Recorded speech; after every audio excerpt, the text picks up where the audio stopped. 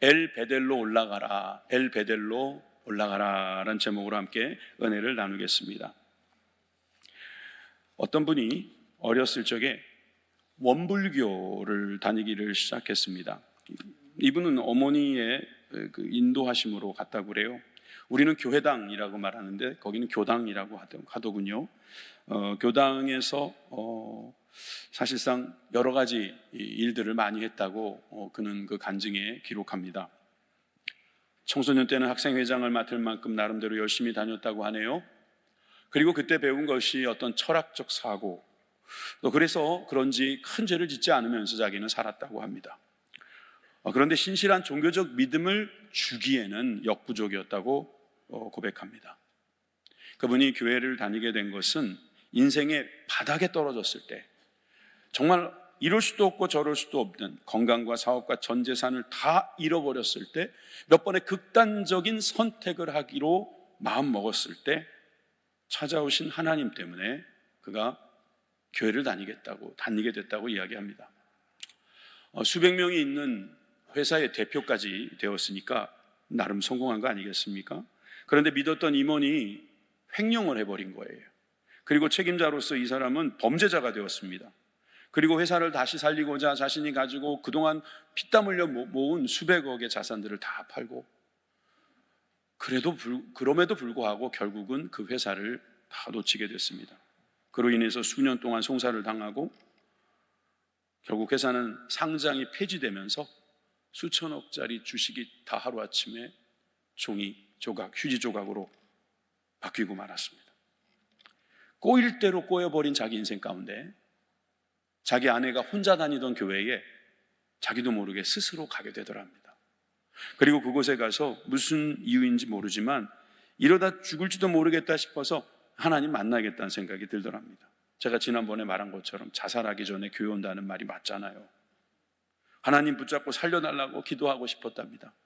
그리고 내가 여태까지 모았던 것, 그리고 이것만 잃지 않았으면 성공과 부를 그냥 내가 전부 다 내가 한 것이라고 그가 막 고백하며 살아왔다는 걸 알았다는 거죠. 이게 내가 본 것이 아니고 내가 한 것이 아니라는 것을 알았다는 거예요.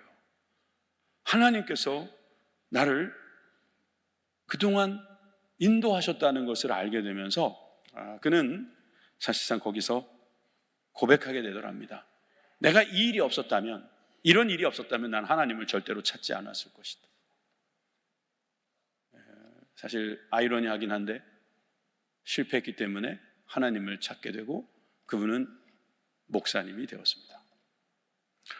그분이 쓴 책에서 제가 이 간증을 여러분들에게 드렸기 때문에 여러분들도 아마 이런 간증들을 여기저기서 보았을 것이고, 혹시 이 자리에 계신 분들도 실패했기 때문에 하나님을 만나신 분들 계실 겁니다. 고난 중에서, 역경 중에서 주님께서 찾아오심을 경험하신 분들이 있을 거예요. 오늘 우리가 읽은 야곱의 인생, 그의 인생도 이 목사님 못지않게 파란만장했습니다. 그는 태어날 때부터 쌍둥이 형의 뒤꿈치를 잡았다 그래요. 이것은 자기가 형의 그 권한을 반드시 찾겠다는 상징으로 성경은 묘사합니다. 급기야는 형에게 장자권을 팔라고 달랑 팥죽 한 그릇을 내밉니다. 가장 배고플 때 했던 그 이야기는 결국 아버지 이삭에게 축복권을 빼앗아 도망가는 일까지 벌어집니다. 형은 자기에게 주어질 축복을 빼앗겼다는 것을 알고 동생인 야곱을 죽이려고 쫓아가죠. 그는 도망갑니다. 결국 멀리 도망갑니다. 그래서 어머니가 시집왔던 외갓집까지 가게 되지요. 그 외갓집에 가서 그는 종살이를 하면서 수년을 지냅니다. 그는 그곳에서 또 악착같이 살아서 거부가 됐지만 그가 돌아오는 여정에는 그 순탄치 않았던 여러 가지 일들이 일어나게 됩니다. 저는 거기에서 하나님은 왜 이 야곱을 이렇게 눈여겨보시는가? 성경에 나왔다는 것은 하나님께서 눈여겨보셨다는 거거든요. 그 하나님께서 따라다니셨다는 뜻이거든요. 그리고 우리가 알다시피 야곱은 나중에 이스라엘이라는 이름으로 바뀌고 이스라엘의 어떻게 보면 시조가 되는 거죠. 여러분, 이가 복을 받을 수 있었던 이유가 뭘까? 이렇게 비윤리적이고 이기적이고 자기밖에 모르는 사람, 그래서 무슨 수단과 방법을 통해서라도 성공을 해내고자 말겠다는 그런 생각을 갖고 있는 야곱 같은 사람도 하나님께서는 왜 그렇게 사랑해 주시는가? 여러분, 이것이 기독교 윤리라면 참 기독교 윤리는 너무 얄팍한 게 아닌가? 너무 우리들의 모습을 어떻게 보면 적나라하게 묘사하고, 또 하나님은 또 그런 인간들의 어떤 욕구를 충족시키는 그런 분으로만 생각하는 것은 아닌가 생각할 수 있습니다. 이사야 43장에 보면 야곱에 대해서 이렇게 말하고 있죠. 이사야 43장 1절 2절을 제가 읽겠습니다. 야곱아, 너를 창조하신 여호와께서 지금 말씀하시느니라. 이스라엘아, 너를 지으신 이가 말씀하시느니라. 야곱 이름이 나중에 이스라엘로 바뀌죠. 너는 두려워하지 말라. 내가 너를 구속하였고 내가 너를 지명하여 불렀나니 너는 내 것이라. 여러분, 야곱은 하나님이 보실 때 하나님의 것이었습니다. 하나님의 것이니까 하나님께서 그렇게 쫓아다니시고 하나님께서 지켜주시고 하나님께서 인도해 주신 것입니다. 여러분은 누구의 것입니까? 한번 말씀해 보세요. 내 인생은 나의 것입니까? 예. 여러분들은 누구의 것이에요? 예, 대답 안 하셔도 괜찮습니다. 그건 여러분 자유입니다. 근데 여러분들이 하나님의 것이라고 믿는 순간 하나님께서 여러분들의 그 믿음을 보시고 야곱처럼 쫓아다니십니다. 야곱처럼 그의 인생 가운데 그의 어려움이 있을 때라도, 그가 주님을 잊은 그 순간에도 하나님은 쫓아다니시면서, 하나님께서는 따라다니시면서 하나님께서는 부르시고 만나 주십니다. 그래서 첫 번째로 저는 베델로 부르시는 하나님에 대하여 여러분과 함께 나누고자 합니다.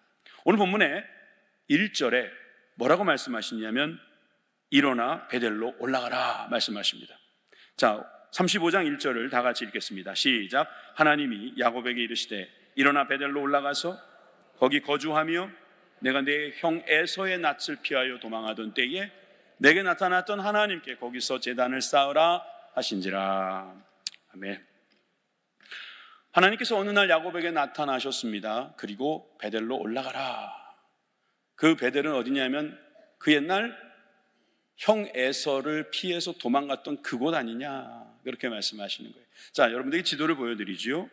부엘세바라고 하는 곳에서부터 야곱은 도망갑니다. 7개 우물이란 뜻의 부엘세바, 거기서 잘 먹고 잘 살 수 있었어요. 근데 형의 장자권을 뺏는 바람에 그는 도망자 신세가 되어서 루스라는 지역을 지나갑니다. 그것이 훗날 베델이 되죠. 그리고 그 지역을 벗어나서 저기 메소포타미아 지역에 있는 바단 아람이라는 곳까지 가게 됩니다. 하란은 도시 이름이고 바단 아람은 지역 이름이라고 할 수 있습니다.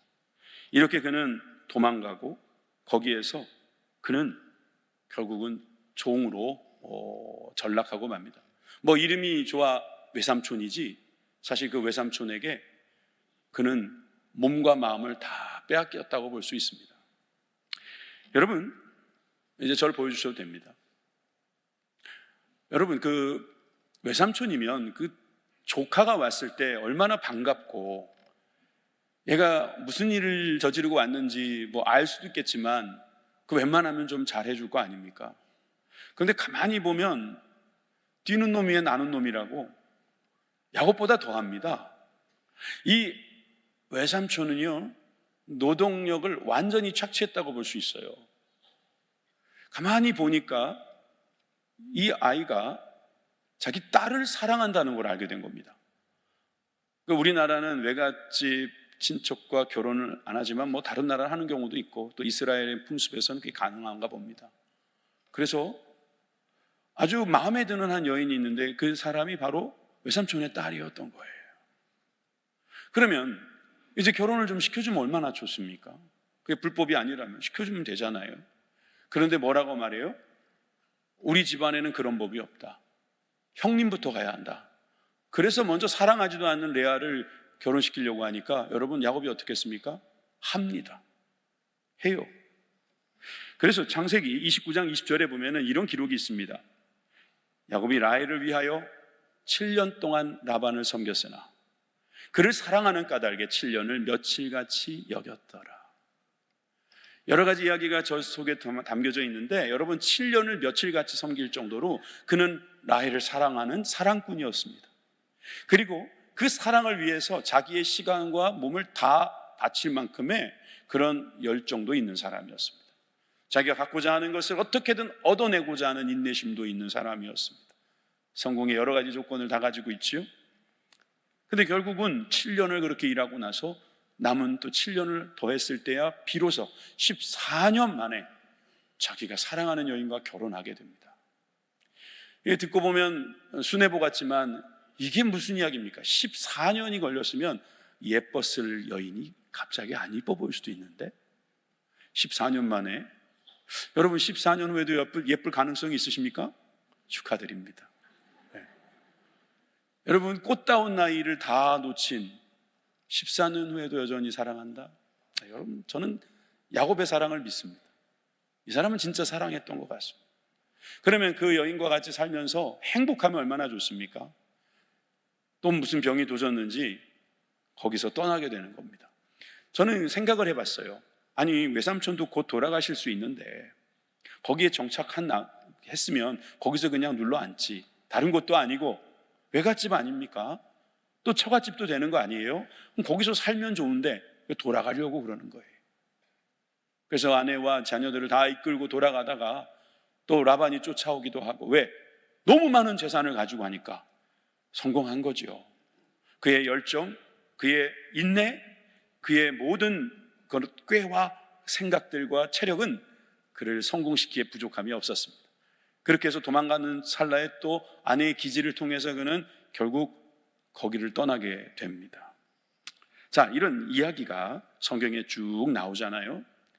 그는 우리가 잘 알고 있는 야복강 나루터에서 천사를 만나는 일까지 일어납니다. 참 지도를 보여드리면 바단 아람에 있었던 야곱이 마하나임에 거쳐서 야복강을 지나서 브니엘에 도착하게 됩니다.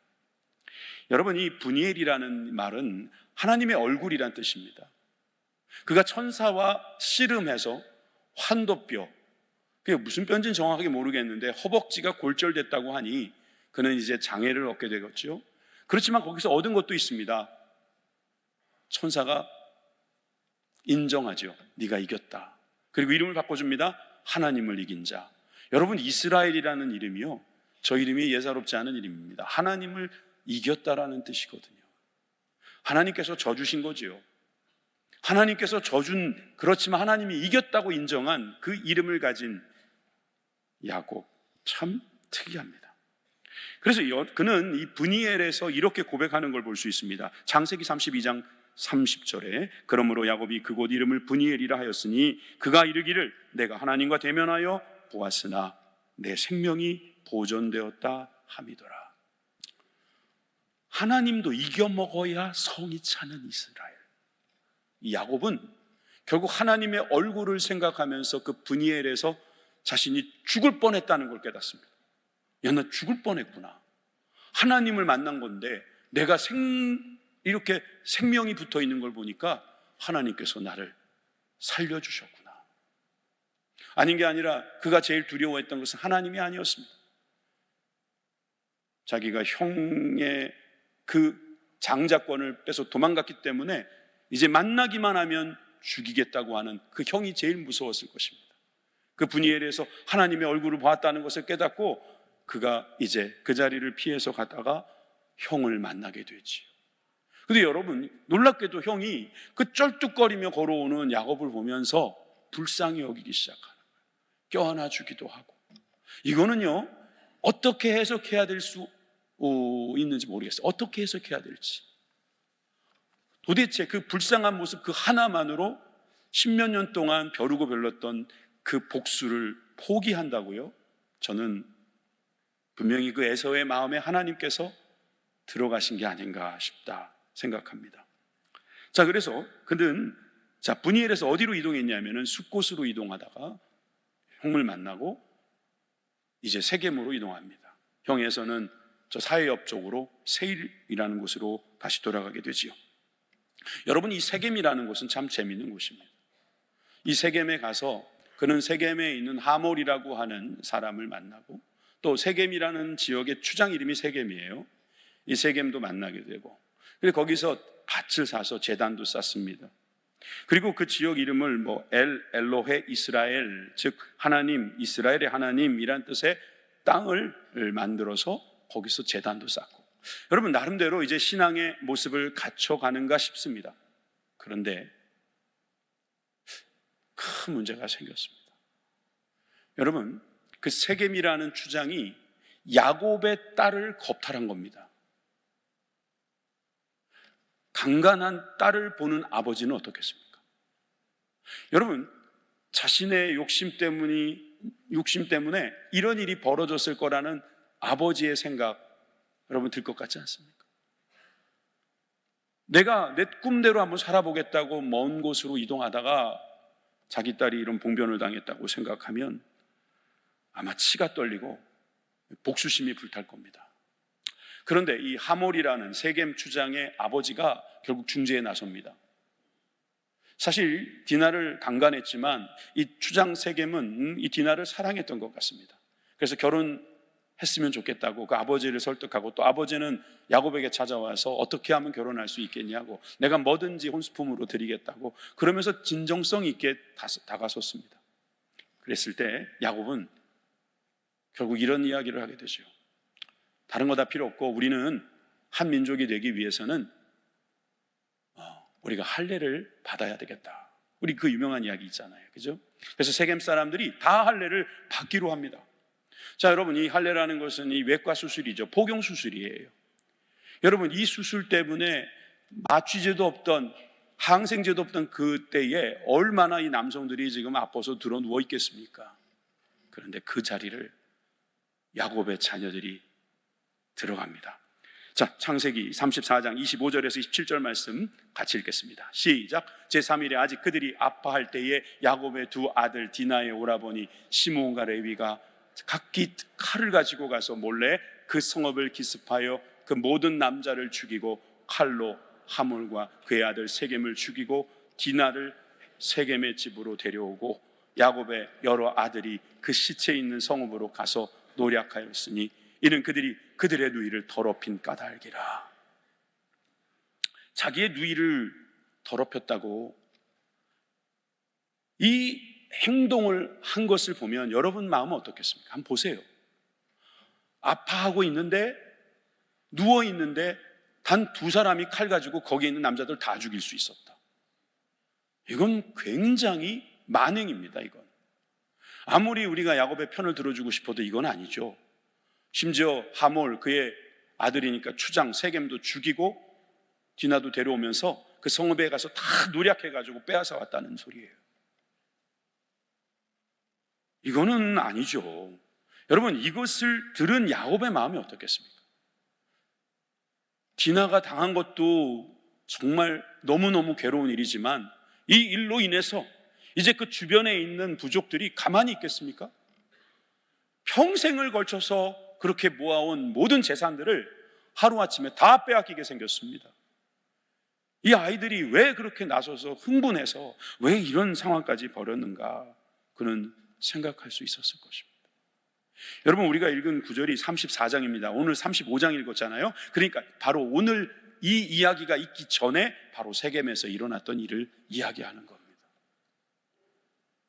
세겜에서 이런 일이 일어나니까 하나님께서 야곱에게 찾아오셔서 일어나 베델로 올라가라 하셨던 겁니다. 자, 다시 지도를 올라가 보면, 지도를 보면 세겜에서 베델로 간다는 것은 남쪽으로 내려오는 겁니다. 90도로 각도를 꺾었죠. 그리고 베델로 올라가는데, 여러분 잘 보세요. 저 베델은 어떤 곳입니까? 부엘세바에서 하란으로 갈 때 머물렀던 그곳입니다. 그 베델로 그는 돌아간 거예요. 그래서 그 베델에서 있었던 일, 자, 2절 3절을 함께 읽어보겠습니다. 2절 3절. 자, 35장 2절 3절을 함께 읽겠습니다. 시작. 야곱이 이에 자기 집안 사람과 자기와 함께한 모든 자에게 이르되 너희 중에 있는 이방 신상들을 버리고 자신을 정결하게 하고 너희들의 의복을 바꾸어 입으라. 우리가 일어나 베델로 올라가자. 그 환난 날에 내게 응답하시며 내가 가는 길에서 나와 함께 하신 하나님께 내가 거기서 제단을 쌓으려 하노라 하매 아차 싶었던 거지요. 아, 맞다, 베델. 아, 거기 베델. 거기구나. 하나님께서 그 베델을 잊지 않고 지금 야곱에게 회상시켜 줍니다. 그러니까 저기에서 온 신상도 버리고 자신을 정결하게 했다고 그래요. 의복도 바꾸어 입었다는 거예요. 옛날을 다 청산하고 이제 새롭게 하겠다는 거지요. 그러면서 주님께 올라가서 거기서 제단을 쌓겠다, 주님이 계셨던 그 자리 생각하면서 그는 돌아간 겁니다. 여러분, 우리가 어려운 일이 있을 때가 있어요.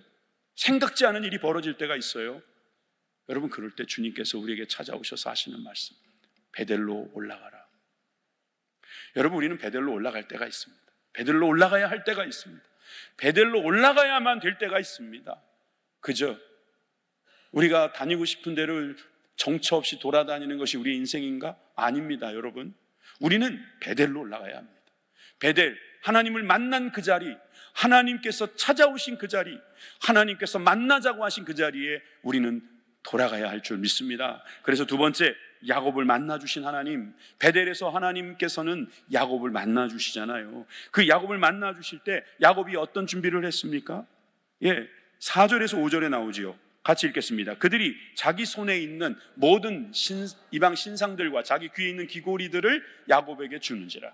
야곱이 그들을 세겜 근처 상수리 나무 아래에 묻고 그들이 떠났으나 하나님이 그 사면 고울들로 크게 두려워하게 하셨으므로 야곱의 아들들을 추적한 자가 없었더라. 아마 그 중에는 시몬과 레위도 있었을 것입니다. 칼에 묻은 피를 씻고 있는 그 자녀들, 그리고 씩씩거리고 있는 그 종들. 그런데 하나님께서는 베델로 올라가라 그러셨을 때 그때 준비해야 될 것을 말하게 되고, 야곱은 그 말을 자녀들과 그 종들에게 말했을 때 사람들은 거기에서 이방 신상들을 내놓습니다. 귀고리를 내놓습니다. 그리고 세겜을 떠나면서 그 자리에서 그것을 다 묻어버립니다. 이게 결단이죠. 옛날 것을 다 버리고 묻어버리는 것. 여러분, 이렇게 하면서 하나님께 나아가는 그 자리는 베델이었어요. 도대체 베델이 도대체 무엇이기 때문에? 그리고 또 그 전에 여기 나와 있는 말씀처럼 5절에 베델로 가는 길에 하나님께서 일하고 계시는 게 보이지 않습니까? 주변에 있는 다른 부족들을 두렵게 만들어 버리는 거예요. 12아들이 있었지만 그들을 주변에 있는 부족들이 힘을 모으면 그들을 못 이기겠습니까? 아무리 거부라고 하지만 똘똘 뭉치면 안 되겠어요? 이스라엘이 다른 부족에게 당한 건 한두 번이 아니기 때문에 이번에도 충분히 야곱은 당할 수 있었어요. 그런데 하나님께서 두렵게 만드시는 거예요. 하나님께서 우리의 대적들을 두렵게 만드시면 우리는 그냥 앉아서 승리하는 겁니다. 여러분만 두려운 게 아니라니까요. 여러분들의 원수들도 두려워합니다. 여러분들의 대적들이 여러분들을 두려워하게 만들어 주십니다. 그럴 때 승리하는 거예요. 여러분, 우리는 너무 두렵습니다. 염려가 됩니다. 그런데 하나님께서는 우리의 염려를 더욱더 긴장으로 잘 승화시키게 하셔서 잘 갈 수 있도록 만들어 주실 때도 있습니다. 평안하다고 말하면서 우리는 그 두려움이 여전히 있지만 거기에서 하나님 말씀대로 베델로 올라가는 순종을 하면 하나님께서는 주변을 정리하시는 거예요. 저는 이 야곱이 가는 길을 보면서 우리들이 어떤 길을 가는 게 옳을 것인가를 생각하게 됩니다.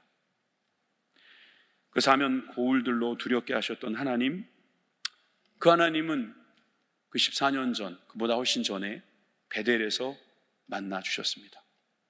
이 드라마처럼 과거로 한번 돌아가 봅시다.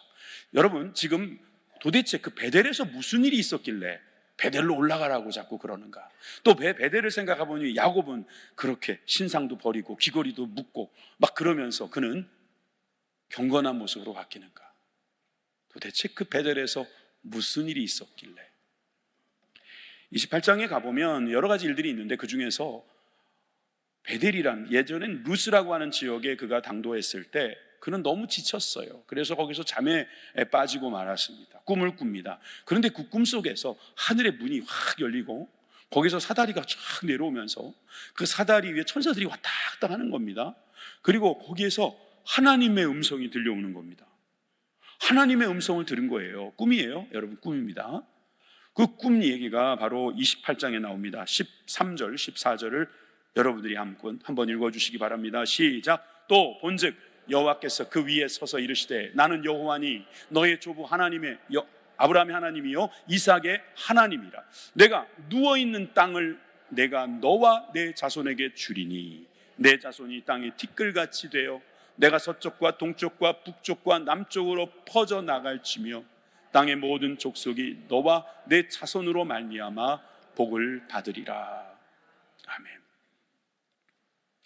여러분, 이기적인 야곱이 형에게 장자권을 사서 그것도 유치하고 굉장히 치졸하게 빼앗아간 그 장자권, 그걸 가지고 도망가는 길에 하나님 만나주셨는데 그 만나주신 하나님께서 뭐라고 말씀하시냐면 너희 조상의 하나님, 너희 할아버지, 너희 아버지 하나님이 나다. 근데 너가 누워있는 그 자리에 복을 줄 것이다.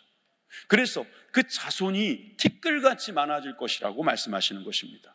하나님께서 우리를 복으로 만들어 주신다고 말씀하실 때 여러분, 우리 주변에 있는 것들이 이렇게 복을 받는 이유는 바로 땅의 모든 족속이 너와 내 자손으로 말미암아, 할렐루야, 너와 내 자손으로 말미암아, 야곱과 여러분들의 자손, 여러분과 여러분들의 자손, 야곱의 자손, 여러분 그분들 때문에 복을 받는다. 여러분, 이 약속을 듣게 된 거예요. 얼마나 기가 막힌 꿈입니까?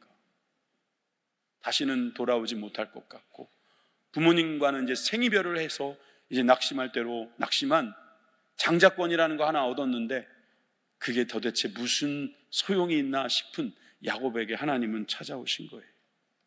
15절을 보십시오. 기가 막힙니다. 내가 너와 함께 있어 내가 어디로 가든지 너를 지키며 너를 이끌어 이 땅으로 돌아오게 할지라. 내가 내게 허락한 것을 다 이루기까지 너를 떠나지 아니하리라 하신지라. 할렐루야, 할렐루야. 여러분, 야곱에게 약속하신 하나님께서 우리에게도 이런 약속하실 거예요. 우리와 함께 하시고 우리를 지키시고 우리를 이끄시고 우리를 주님의 그 나라, 그 땅으로 돌아가게 할 것입니다. 허락한 것을 이룰 때까지 주님은 떠나지 않고 지금 우리와 함께 하심을 믿으시면 아멘 하십시오. 성령님이 바로 우리와 함께 하신다는 증거요, 그 증거로 인하여서 우리는 날마다 승리하는 것입니다. 야곱이 이 꿈을 꾸고 놀라서 깼습니다. 여러분, 이런 꿈을 나도 꾸고 싶네요. 여러분도 꾸고 싶죠? 여러분, 이 꿈을 꾼 다음에 야곱이 얼마나 기가 막힌 일을 했는가 한번 보십시오. 깨어 이르되 16절 17절입니다. 여호와께서 과연 여기 계시거늘 내가 알지 못하였도다. 여러분, 지금 알지 못하고 살았던 야곱이 알게 된 그 자리가 어딘가 보십시오. 이에 두려워 이르되 두렵도다. 이곳이요, 이것은 다름 아닌 하나님의 집이요 이는 하늘의 문이로다. 여러분, 이렇게 하나님의 집이라고 그가 고백하는 거죠. 여기 하나님 계시는구나. 그러니까 하나님의 집이라고 말한 거예요. 내가 알지 못했던 하나님, 내가 함께 하신다는 것을 몰랐던 하나님, 내가 욕심부리고 내가 열심히 살면 내 것이 될 거라고 생각하며 하나님 무시하고 살았던 나의 지나간 인생이 송두리째 뒤집어지는 순간, 그게 베델이었던 겁니다. 하늘의 문이 열리는 것을 경험하는 그 순간이 바로 베델이었던 거예요. 그리고 나서 그는 돌을 쌓고 그 돌에다가 어머니가 아껴 먹으라고 주었던 기름까지 다 쏟아 부으면서 하나님께 예배를 드리고 있는 것이지. 오늘 찬양처럼 우리가 예배 드릴 때 주님께서는 그 예배를 통해서 하나님의 놀라운 영광이 나타나게 하실 줄 믿습니다. 여러분, 베델의 이 놀라운 경험, 그는 거기에 머물지 않고 서원을 하게 됩니다. 그 서원의 내용은 20절에서 22절에 나와 있는데 같이 읽어봅시다. 시작. 야곱이 서원하여 이르되 하나님이 나와 함께 계셔서 내가 가는 이 길에서 나를 지키시고 먹을 떡과 입을 옷을 주시어 내가 평안히 아버지 집으로 돌아가게 하시오면 여호와께서 나의 하나님이 되실 것이요 내가 기둥으로 세운 이 돌이 하나님의 집이 될 것이요 하나님께서 내게 주신 모든 것에서 10분의 1을 내가 반드시 하나님께 드리겠나이다 하였더라. 여러분, 야곱이 서원해요. 하나님께서 나에게 이렇게 해주시면 나도 하나님께 이렇게 하겠습니다. 하나님께서 나의 길을 지켜주시고 약속하신 것처럼 떠나지 아니하신다면, 그리고 내가 이 집에 돌아오게만 해주신다면 내가 3가지 약속 지키겠습니다. 제가 한번 정리해 봤어요. 다음 페이지. 야곱의 서원. 첫 번째, 일평생 하나님만 섬기겠습니다. 두 번째, 하나님의 성전을 짓겠습니다. 세 번째, 주신 모든 것에서 11조를 드리겠습니다. 여러분, 야곱이 분명히 은혜 받은 게 틀림없어요. 이 자리에서 야곱은 정말 하나님을 만났습니다. 그러니까 이렇게 제단도 쌓고 제사도 올려드리고 이렇게 소원까지 하면서 하나님과의 뜨거운 만남이 있었던 것입니다. 어떤 부흥사께서 교회를 이제 다니시면서 이렇게 목회를 하시고 설교를 하시는데, 부흥의 첫째 날 보통 회개 시간이니까 많은 분들이 회개하더라는 거예요. 뜨거운 눈물을 흘리면서 회개를 하는데, 가만히 보니까 어떤 남성분 한 분이 얼굴이 많이 어둡고 침울하더랍니다. 근데 이제 며칠 동안 있다 보니 이분이 장로님이라는 걸 알게 됐고, 이 장로님에 대한 내용도 알게 됐습니다. 마지막 날에 이분이 간증을 하는 거예요. 그때서야 이 강사는 알게 됐답니다. 왜 이분의 얼굴이 침울했는지. 아들이 하나 있는데 참 귀한 아들입니다. 근데 이 아들이 열심히 공부를 했고 또 그래서 나름 좋은 일을 하게 됐습니다. 나중에는 결혼도 했는데 결혼한 다음부터는 자꾸 여행을 다니는 거예요. 틈만 나면 해외여행. 제가 해외여행 뭐라고 하는 게 아닙니다. 뭐 틈만 나면 어디 간다고, 골프 치러 간다고 예배도 안 드리고, 그 아버지의 고백이에요. 어릴 때는 그렇게 말도 잘 듣더니 이제는 교회를 안 다닌다. 술, 담배는 뭐 기본이고, 들어보니까 뭐 진짜 옛날에는 생각지도 못했던 일을 하면서 그 아들이 달라지는 모습을 보았다는 거예요. 그런데 어느 날 이 장로님에게 문제가 생겼습니다. 뭐냐면 속이 메스껍고 소화가 잘 안 되니까 이제 병원에 간 거예요. 무슨 일이 있었을까요? 여러분 예상하신 대로 질병에 걸린 거예요. 암이라는 진단이 나왔어요. 그 기도하는데 갑자기 이런 음성이 들리는 것 같더랍니다. 네가 네 아들을 제대로 하지 못해서, 네가 본이 되지 못해서 그런 질병에 걸린 것이다. 그런데 저는 이 대목에 있어서는 저는 사실 그 장로님이 그렇게 경험했다고 하니까 저는 뭐 인정합니다만, 모든 질병이 그것과 연관이 있다고 볼 수는 없어요. 그런데 이분은 그 얘기를 듣고 하나님 앞에 뜨거운 회개를 했답니다. 그리고 그는 이렇게 말을 합니다. 첫날은 그렇게 어둡고 자기가 정말 너무 침울했지만 그 하나님의 찾아와 주심, 하나님께서 만나 주심으로 인해서 내가 이 질병에 걸린 것도, 내가 이 우리 아들의 여러 가지 일들을 보면서 나는 정말 하나님 없으면 안 되겠구나 하는 생각을 하게 되었답니다. 그러면서 그 자리에서 자신은 하나님을 만났노라고 간증하더랍니다. 지금 이 간증의 내용과 이 야곱의 이야기는 비슷하지 않습니까? 믿었던 자녀들이 그렇게 문제를 일으키고 또 형에게 잡혀 죽을까 봐 두려워하는 그 아들, 그 형제의 모습, 그리고 외삼촌에게 당할 대로 당하다가 도망 나왔지만 그 재산 잃을까 봐 전전긍긍해하는 그의 모습, 건강도 잃었고 자기 원하는 대로 잘 되지 않는데 어느 날 찾아오신 하나님께서 베델에 올라오래요. 주님 만나자고 지금 부르시는 거잖아요. 6절에서 7절에 보면 그가 어떻게 했는지가 잘 나와 있습니다. 6절입니다. 야곱과 그와 함께한 모든 사람이 가나안 땅 루스 곧 베델에 이르고 그가 거기서 제단을 쌓고 그곳을 엘 베델이라 불렀으니 이는 그의 형의 낯을 피할 때에 하나님이 거기서 그에게 나타나셨음이더라. 베델이 무슨 뜻일까요? 하나님의 집입니다. 벳, 집이라는 뜻이고 엘, 하나님이라는 뜻이죠. 하나님의 집이에요. 아까 하나님의 집이다, 하늘의 문이다 이럴 때 그게 베델이에요. 여러분, 이 베델, 그런데 이제 여기 와서 제단을 쌓고 그곳에서 그가 뭐라고 고백하냐면은 이곳은 엘 베델이다 이랬어요. 엘 베델은 무슨 뜻일까요? 베델의 하나님이란 뜻이죠. 베델의 하나님. 그런데 여러분, 이 장소의 이름에다 하나님의 이름을 붙이는 게 맞습니까? 뭐 맞다면 맞죠. 사람 이름으로 도시도 만드니까. 그런데 여러분, 저는 여기에 왜 베델이라고 그냥 놔두지 않고 엘 베델이라고 했을까? 한참 생각했고 오늘 설교의 결론이기도 합니다. 그 전에 베델은 다 잊혀졌어요. 잃어버렸어요. 잃어버린 베델이에요. 하나님과 만나서 그곳에서 서원도 하고 그곳에서 하나님의 은혜를 입었는데도 불구하고 그는 생활 속에 까맣게 자기의 삶을 놓쳐버렸습니다. 아까 우리 찬양할 때, 우리 성가대 찬양할 때, 와, 오늘 메시지하고 똑같네.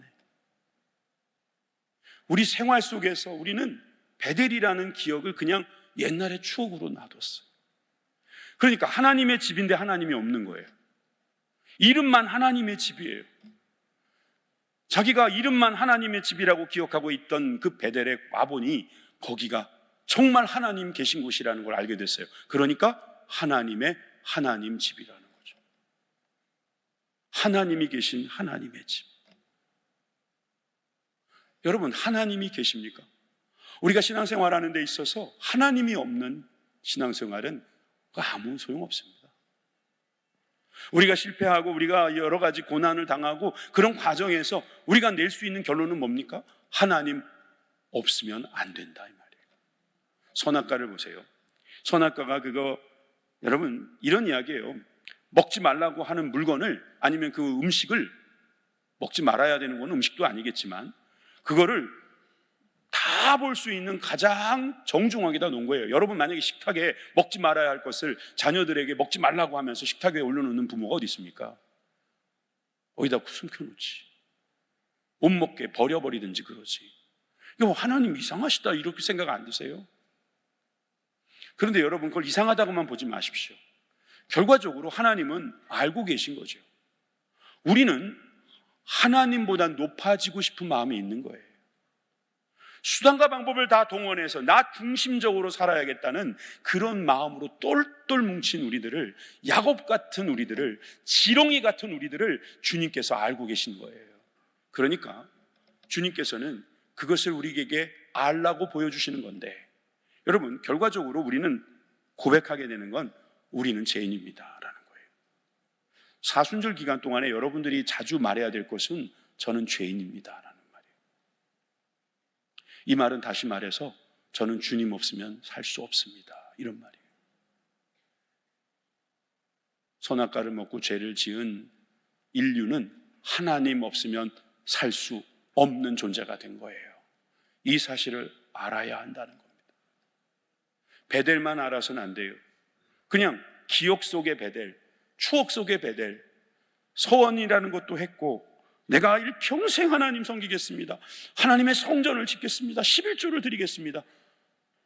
웬걸요? 바쁘니까 뭐 그게 어딨어, 다 던져버렸는데 어느 날 고난 속에서, 어느 날 생각지 않았던 자녀들의 일을 통해서, 건강의 문제를 통해서 이제 하나님을 만나게 됩니다. 하나님 정말 계셨습니다. 하나님 정말 나와 함께 계셨습니다. 하나님이 계신 하나님의 집, 이 엘 베델의 사건이 저와 여러분들 가운데 항상 함께 하기를 주님의 이름으로 축원합니다. 기도하겠습니다.